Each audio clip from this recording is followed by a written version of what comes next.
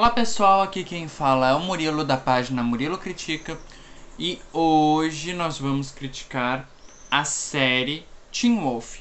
Então deixe suas curtidas, comentem, compartilhem nos stories e, pessoas, se inscrevam no canal do YouTube, porque lá eu tô postando os vídeos das críticas também. E eu quero ter mais seguidores por lá também, tá? Mais inscritos, no caso. Então vai lá, dá uma ajudinha, não custa nada. E se inscreve lá.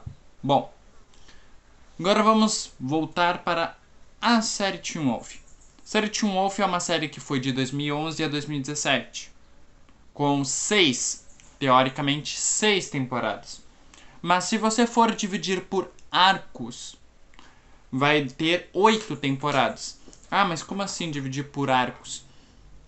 Na época se falavam, por exemplo, terceira temporada A e terceira temporada B. Eu gosto de dividir literalmente por números de temporada, tá? Por exemplo, na terceira temporada a gente tem o primeiro arco, que é o dos sacrifícios humanos, e o próximo arco, justamente, o do Void, né? O do Nogetsune. Só que eu dividi. Na minha cabeça eu consegui dividir as temporadas que tem 2 ou mais arcos ao meio, tá? E ficou basicamente com 8 temporadas. Então se eu falar por acaso aqui, por exemplo, sétima temporada, oitava temporada, é só dividir por arcos, tá? Bom. E como é uma série assim, como eu falei, dividida por arcos, ela tem muitos episódios. Com episódios até inclusive com durações altas, tá?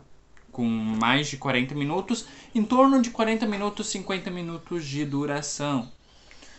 E essa perspectiva me fez eu demorar para assistir completamente a série. Porque eu sei que vocês me pedem essa série desde quando eu comecei a fazer críticas na página. E eu nunca tive o tempo necessário para parar e assistir por completo. No final do ano passado, depois dos estudos e tal, eu tive o tempo.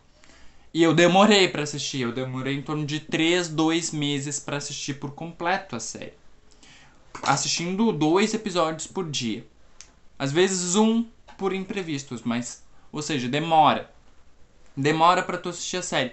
Porém, ela te recompensa de alguma forma? Ela te recompensa de alguma forma. Ela te recompensa com desenvolvimento de personagem e atuação, que são os pontos altos da série. Tu vê desenvolvimento de personagem, e que é o primor, né? O primordial de uma série com bastante episódios.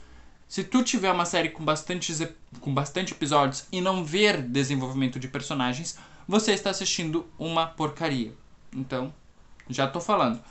Porque séries com muitos episódios e com muitas temporadas, inclusive, tem que ter uma essência. E essa essência de séries com muito episódio é desenvolvimento de personagem. E Teen Wolf tem isso para dar e vender. Teen Wolf tem muito desenvolvimento de personagem. Coisa que eu adoro ver.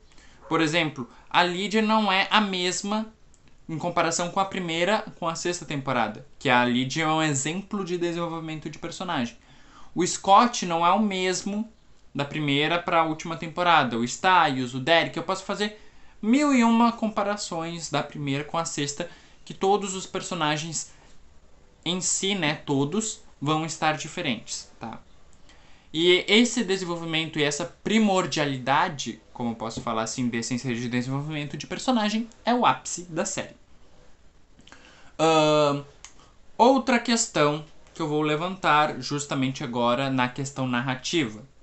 Questão narrativa, a primeira temporada ela é muito clichê. Claro, e também é uma temporada introdutória, certo? E uma temporada introdutória, um objetivo de apresentar personagens, o que consegue fazer muito bem. Mas em quesito história-narração, ela é muito clichê no sentido de que já teve 1001 obras cinematográficas do mesmo jeito, do mesmo estilo. É uma coisa saturada, como eu posso falar. A segunda temporada, ela já vem com certas novidades, mas porém ela não se mantém muito no quesito de apresentar novos personagens, que pra mim foi um grave erro. Na terceira temporada a gente vê o ápice, literalmente, da narrativa da história, quando envolve os sacrifícios humanos, com o Scott se tornando o alfa verdadeiro, e no final da terceira temporada, né, que no caso muitos vão chamar de 3B, eu vou chamar de quarta temporada, que é a do Void Styles, onde a gente vê assim um vilão que bota terror, bota medo generalizado em todo mundo, e que eu gostei bastante mais da 3B, né?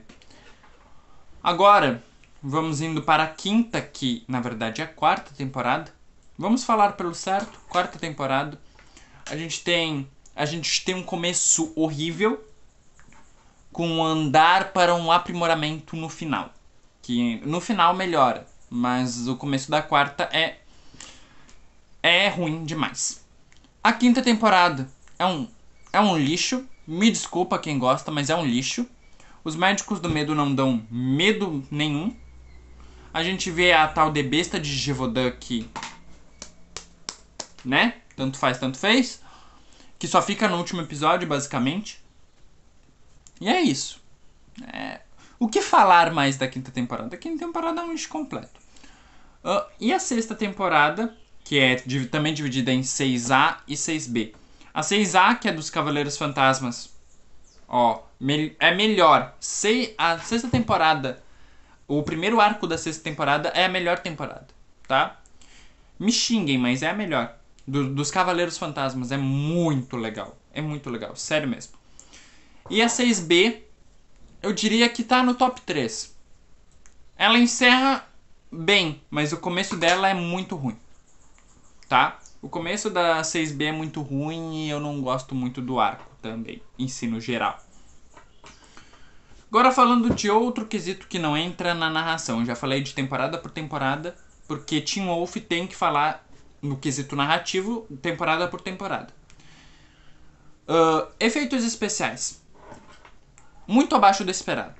Mas é uma série de 2011, papapá. Em 2011, pessoas, estava sendo lançado muitos filmes e séries, também séries da CW, melhores em efeitos especiais do que Teen Wolf. Não é justificativa. A justificativa em si é no quesito orçamento, que é culpa da CW. Querendo ou não, tudo volta-se pra CW. Que é uma culpa diretamente ligada com a empresa, tá? A qualidade do CGI melhorou no final? Melhorou. Não tanto. Eu não sei porque eles não aprimoraram. Fazer o quê? Não aprimoraram. É a CW, não dá pra entender, né? Enfim, continuando. Efeitos especiais, como eu disse, eu já falei, eu achei horrível. Tem certos momentos desses efeitos especiais que se torna primoroso de se assistir. Não é uma coisa uau, que sensacional. Se torna assistível com o decorrer do tempo. Falando bem frio, né? É uma coisa que é assistível, saca? É ruim, mas dá pra aturar. Resumindo toda a questão. Atuação. Dylan O'Brien, que é o nosso querido Styles. Melhor personagem da série, dono da série, junto com a Lydia. É um patrimônio histórico aqui, ó. O Styles é o melhor personagem.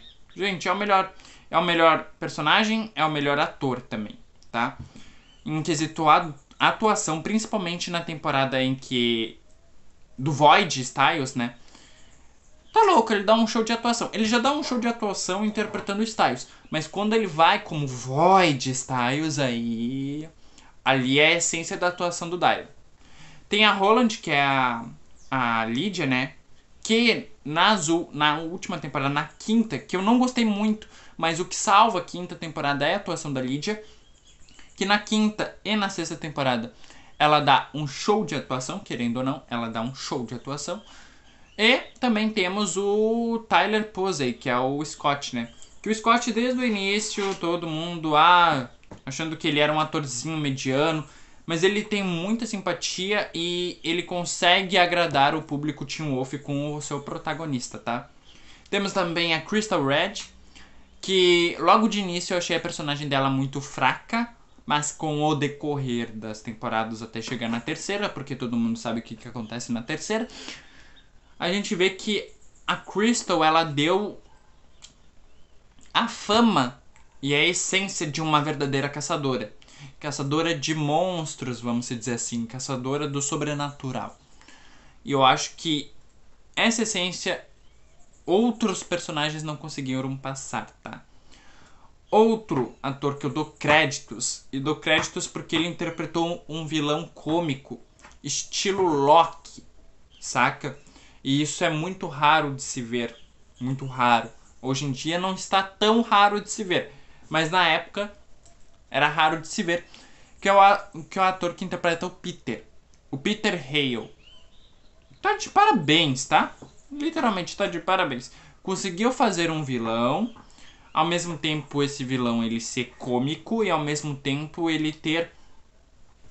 Não é bem ser um vilão, é ter os seus próprios objetivos, as suas prioridades. Ele conseguiu fazer isso muito bem. O ator deu a entender essa chamada, né, de... meu personagem, ele até pode ser um vilão, mas ele tem os seus próprios objetivos por trás de tudo aquilo. E o ator, ele conseguiu fazer isso muito bem, tá? O Peter Hale é, na verdade, parando para analisar Teen Wolf, a maioria é personagem bom. Meu top 4 ainda vai continuar sendo Styles, Lydia, Scott e Derek, mas o Peter vem logo atrás, saca? É uma essência, né? Personagens bons, vamos dizer. Na verdade, eu deveria fazer top 10 personagens de Teen Wolf. Creio que ficaria bem justo. Enfim, continuando. Outra coisa que eu posso falar assim da questão CW e Teen Wolf e Paramount, que é tudo junto e que fizeram Teen Wolf. Na época, de certa forma, eles não pensaram que ia dar tanto sucesso Teen Wolf como um geral. Mas quando eles fizeram todo o hype e sucesso que tiveram, na primeira, na segunda temporada, eles investiram. Eles deveriam ter... eles investiram na terceira, mas eles deveriam ter investido pesado, se é que vocês me entendem, para melhorar todo o quesito falho de Teen Wolf, que é o quesito também de fillers. Eu falo de fillers no sentido de que muitos episódios eles agregam pouquíssima coisa, pouquíssima história narrativa para tu entender todo o contexto do herói, do protagonista com o antagonista. Eu não sei se vocês estão me entendendo, mas... Por exemplo, Teen Wolf é muito relacionado com Agentes da S.H.I.E.L.D. No sentido de que tem muito filler, tem muitos episódios, é muita duração. É o mesmo problema de Agentes da S.H.I.E.L.D. Só que Agentes da S.H.I.E.L.D. não tem um CGI tão inferior quanto a esse, né? E os fillers dela são apresentados muito mais coisa, que são importantes para a história em si. São apresentados nos fillers personagens que vão aparecer em arcos principais. Teen Wolf, eles meio que tentam fazer o mesmo esquema, só que eles falham, tá? E esse é um quesito de Teen Wolf que me deixa muito receoso. Então aqui, ó, encerrando a crítica no geral, que é uma história boa, Teen Wolf tem uma história boa, tem arcos bons, tem personagens bons, sabe fazer desenvolvimento de personagens, porém, contudo, tem as suas falhas que eu mencionei nesse vídeo, que eu não vou retomar, porque senão eu só vou falar ruim de Teen Wolf, e eu não quero que vocês tenham essa impressão. Encerrando aqui, Teen Wolf merece a nota 8.6. 8.6 está mais do que justo pelo mérito ao desenvolvimento de personagem e aos personagens que agregam na história e na própria narrativa em alguns momentos. Então a nota 8.6 está de bom tamanho. Bom, eu vou encerrando aqui. Deixem suas curtidas, comentem, compartilhem nos stories e se inscrevam no canal do YouTube, que eu quero ver geral se inscrevendo lá e dando suas curtidas, seus likes e seus comentários. Então, eu vejo vocês na crítica surpresa.